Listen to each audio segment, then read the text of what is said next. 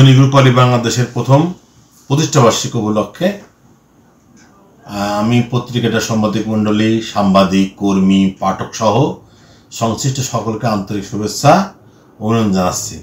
তথ্যপ্রযুক্তির এই যুগে একটি দায়িত্বশীল নীতিনিষ্ঠ সংবাদ মাধ্যম সমাজের স্বচ্ছতা, জবাবদিহিতা এবং অনিয়ম,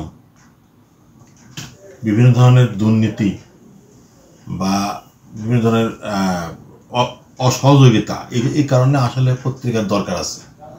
পত্রিকাগুলো যদি মানুষের সমাজের দর্পণ হিসাবে উঠে আসে তাহলে সমাজটা চেঞ্জ করে ফেলতে পারে।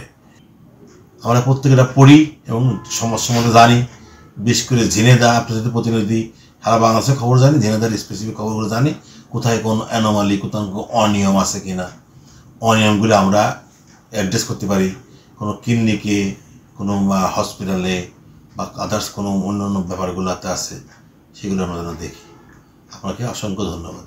দৈনিক রূপালী বাংলাদেশ, মুক্ত চিন্তার দুরন্ত প্রকাশ।